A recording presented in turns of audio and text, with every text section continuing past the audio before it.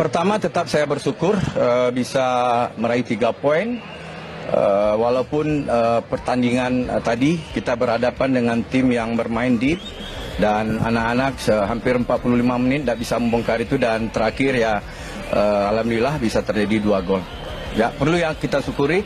Tentu kita akan fokus nanti ke pertandingan yang ketiga nanti lawan berikutnya. Miskin taktik. Ini yang miskin taktik maksudnya. Oke, timnas U19 kita berhasil mengalahkan Kamboja ya dengan skor 0-2 pada lanjutan Piala AFF atau ASEAN Under-19 Championship. Gol dicetak oleh Kadek Arel dan juga Iqbal Gwijangge. Kalian tahu kan dua-duanya ini posisinya apa? Pemain apa? Center back ya, gua kasih tahu center back. Dan kedua pemain ini adalah top skor ya, top skor timnas kita di Piala AFF kali ini. Problemnya di sini ya guys ya, sepanjang pertandingan taktiknya ketebak abis. Pak Sapri, ini bukan 2013 ya, ini bukan Piala AFF U19 2013, sepak bola berkembang. Sepanjang pertandingan, taktiknya cuma satu. Tembak bola ke sayap, lari, kejar, cari cutback, itu doang. Lawan Kamboja kita baru bisa cetak gol di menit ke-71, itu pun corner. Gol kedua 87, itu pun corner juga. Jadi dari open play, nihil. Rotasi, apanya yang rotasi? Starting line up lawan Kamboja tidak ada pergantian, sama persis sama waktu lawan Filipina, ya. Ini aduh, strikernya pun Jens Raven pun masih dicadangkan, Welber Jardim pun dicadangkan juga, tapi Welber masuk di menit keberapa tuh? 30-an udah masuk. Karena ya begini. Arkan Kakak ini bagus, benar, pemain yang potensial, gue akuin. Tinggi badannya juga mumpuni. Tapi bolehlah cobalah ditukar dia jadi super sub. Memang sih babak kedua Jens Raven juga nggak terlalu bisa banyak gimana-gimana. Karena permainan timnas kita ketebak banget. Mainnya di sayap itu benar-benar ketebak ya. Mati nggak bisa gerak dari sayap. Pak, ayolah sekarang formasi udah 3-4-3. Ayolah filosofinya diperbaiki lagi, permainannya kayak STY lah. Cobalah pelan-pelan yuk. Ingat Pak Sapri, ini bukan AFF U19 2013 lagi, udah beda bener-bener ya. Semoga bisa improve lagi dan yuk semangat yuk. Masih ada pertanyaan berikutnya. Berikutnya lawan Timor Leste, harga mati. Jadi intinya lawan Kamboja pun nggak kaget menang karena udah harga mati. Yuk, kita komen lah semuanya, let's go! Yang paling penting kita punya 2 hari recovery ya, kita manfaatkan itu dan kita fokus lagi ke pertandingan selanjutnya. Jangan pikirkan pertandingan yang sudah-sudah. Kita fokuskan lagi pada pertandingan selanjutnya dan insya Allah semoga kita bisa mendapatkan kemenangan lagi. Oke. Saya selalu bilang ke pemain dan ke pelatih fisik, priorisasinya dari pertandingan ke pertandingan yang penting harus lebih baik. Nah, tadi kita ada diskusi siang, pemain-pemain lakukan evaluasi, merefleksi diri dia masing-masing. Saya minta 3 yang baik yang dia lakukan pertandingan kemarin dan 3 yang jelek yang dilakukan pertandingan kemarin. Dan saya bilang apa yang bisa diperbaiki saat ini, contoh decision yang salah bisa diperbaiki, tapi kalau field start yang masih kurang perlu waktu. Kalau teknis, ya skill nggak bisa secepat itu. Tapi kalau keputusan itu tergantung visi dia, tergantung bagaimana dia melihat situasi. Nah, itu mungkin bisa diperbaiki secara cepat.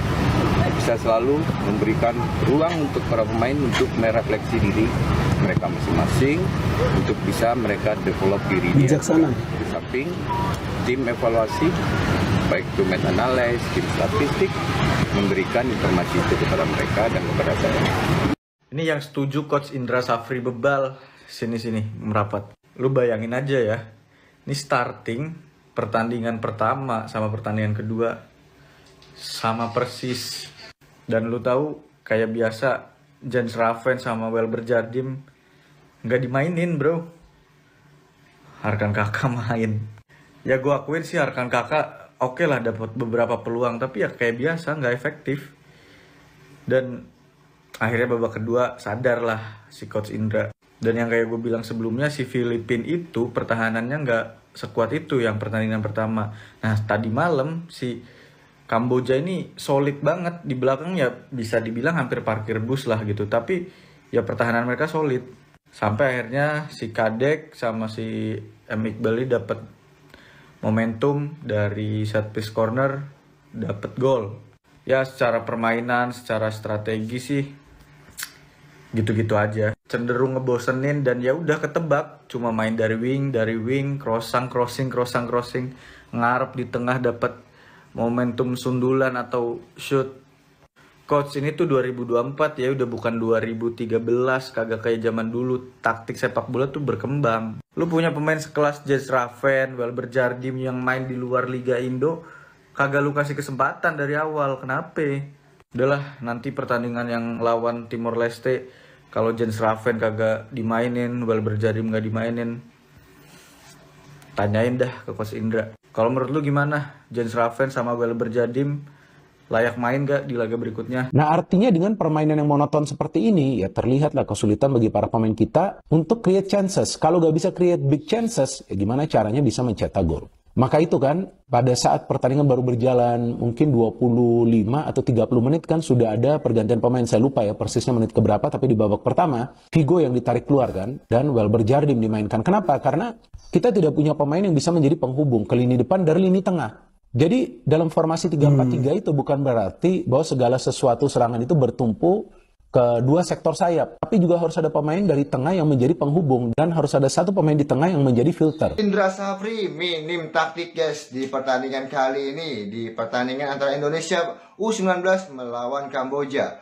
Di mana pertandingan ini sangat monoton sekali. Dan membuat kita saja yang menonton dari rumah tidak ada rasa aduh, ujung-ujungnya pasti Donitri atau Rizky Afrizal langsung umpan lambung ke kotak penalti, dan itu sangat membuang peluang. Namun di sisi lain memang Kamboja ini bermain sangat rapi di garis pertahanannya sebelum kita mencetak gol. Bahkan Arhan Kakak juga kesulitan, Jens Raven juga kesulitan, sudah digantikan oleh Arhan Kakak. Dan ini semuanya bukan pure ya untuk kesalahannya Arhan Kakak. Jadi kalian yang nonton VT ini jangan menghujat Arhan Kakak. Kalau kalian bilang Arhan Kakak tidak bisa mencetak gol, Jens Raven pun tidak bisa mencetak gol guys di pertandingan melawan Kamboja. Dikarenakan rapat barisan dari pemain Kamboja ini. Kalau dari segi permainan memang kita menang, tapi kita kurang puas ya. Kurang puas gara-gara terlalu monoton dalam pertandingan yang membuat hasilnya back kita dari corner kick ya, 2 kali dari corner kick ya, itu Kadek Arel dan Iqbal. Bahkan yang sekarang menjadi top skor adalah back, bukan penyerang guys ya. Jadi stop ya, stop bagi kalian yang mengkritiki namanya katanya Arhan Kakak tuh permain titipan. Janganlah ya kita melakukan kritik yang keras. Kritik membangun itu is okay. Namun kalau kritik yang namanya menghujat berbahaya guys ya. Jangan sampailah itu pemain muda kita jangan sampai kena mentalnya down gara-gara kalian tuh menghujat yang tidak relevan lah ya.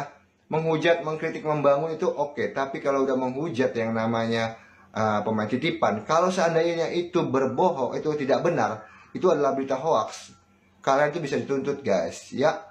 Jadi mungkin nanti di pertandingan di Piala AFF ini di lawan Timor Leste, pertandingan terakhir, mungkin saja harus ada pembenahan dari Indra Safri. Dan gue harap banget jangan terlalu terpaku dengan sektor sayap lagi, karena itu mudah terbaca.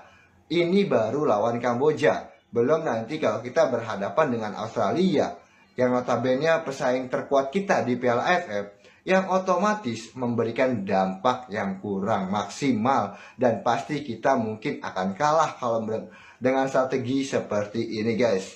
Ini semua hanya pendapat pribadi gue sebagai pencinta sepak bola dan pengamat sedikit ya. Oke.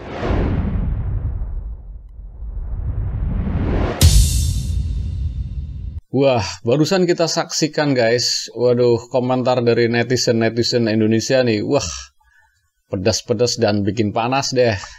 Apalagi buat Coach Indra Safri ya, yang bener-bener kali ini memang dirucak bener sama netizen Indonesia guys. Ya, gara-gara permainan Indonesia ketika melawan Kamboja sangat monoton sekali dan ya bisa ditebak lawan. Dan itu sepertinya hanya gol keberuntungan saja ya. Masalahnya yang menciptakan gol kan pemain belakang semua. Sementara strikernya yang naturalisasi tidak dipasang. Dan itu yang ditunggu-tunggu netizen. Dan akhirnya Setelah ya memang timnas Indonesia menang 2-0. Cuman netizen kurang puas dengan permainannya dan ikut memikirkan bagaimana nanti kalau ketemu tim-tim sekelas Australia, Thailand, Malaysia. Itu yang perlu diwaspadai. Apakah bisa mengimbangi permainan mereka? Sedangkan ketemu tim-tim sekelas Kamboja saja, sepertinya Indonesia sangat kesulitan sekali. Di babak pertama aja nggak mampu membongkar pertahanan dari timnas Kamboja. Baru di babak kedua setelah Chien Srivan masuk ya menggantikan Arkan Kakak, gol baru bisa terjadi dan gol juga yang menciptakan bukan strikernya tapi pemain belakang. Dan itu mungkin yang menjadi kekecewaan netizen hingga bereaksi sedemikian rupa, menghujat, mengkritik Coach Indra Safri ya. Tetapi di sini saya tidak akan buat reaksi yang aneh-aneh ya. Bagaimanapun Coach Indra Safri adalah pelatih timnas, pelatih ya, berpengalaman, pernah membawa Indonesia U16 kala itu ya. Dan bagaimanapun Coach Indra Safri ya wajib kita dukung. Meskipun ya kalau mengkritik ya kritik ya kinerjanya lah, jangan kritik pribadinya. Itu aja pesan saya. Ya boleh-boleh aja mengkritik, bukan melarang mengkritik, cuman ya mengkritik secara wajar saja. Bagaimanapun ini kan bukan tim senior, salahnya kan ini tim kelompok usia, jadi ini masa depannya masih sangat panjang. Jadi ya tolong kalau mengkritik ya kritik kinerjanya, kritik permainannya nggak apa-apa, asal jangan kritik pribadinya guys. Oke. Mungkin cukup sekian dulu reaction video dari saya. Jangan lupa komentarnya, like dan subscribe yang belum subscribe guys. Oke, salam olahraga.